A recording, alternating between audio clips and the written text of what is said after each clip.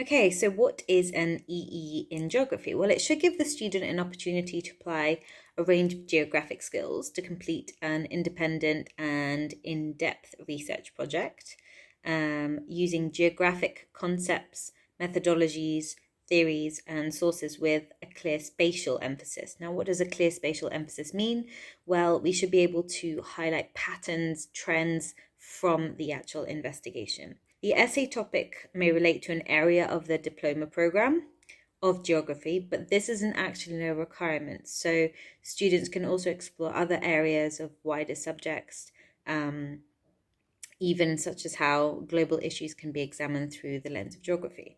Arguably, it's one of the easier subjects to write an original and pertinent extended essay.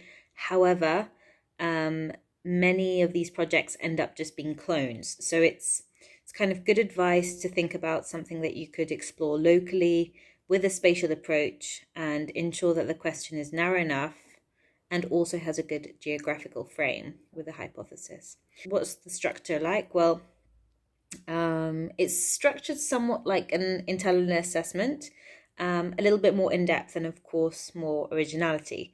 It should really be applied at a local scale. That will probably give you the most information. Should be narrow. You will collect data. That's really essential, especially primary data. And students should include maps, diagrams, and visual data to help them support their question. A few good examples of topics slash questions or titles. I'm going to list a few. How has new telecommunication technology changed the nature of development in Laos?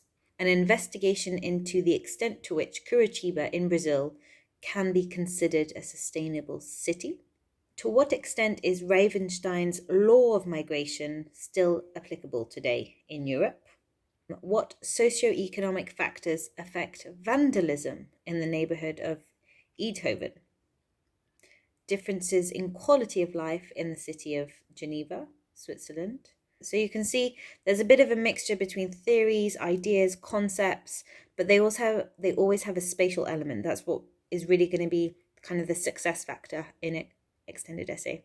Have to keep in mind also maybe some of the challenges with COVID at the moment in order to get local primary data. Some bad examples are basically questions which are too broad, a hypothesis or an idea where clearly the data is unavailable or it's difficult to get, and something that doesn't or isn't likely to reveal spatial patterns. So we've got questions like, is Switzerland a more sustainable country than Germany? No, too broad. Why is tuberculosis still present in India today?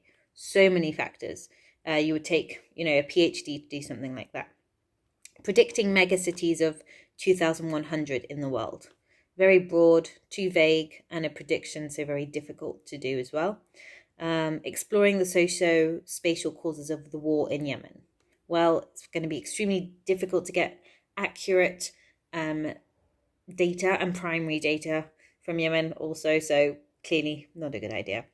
And finally, so in addition to remembering to choose a workable title in geography, I'm just going to read you a quick extract from the IB that says, the best essay showed considerable insight into contemporary geographic issues, so modern day topics, debates, or themes.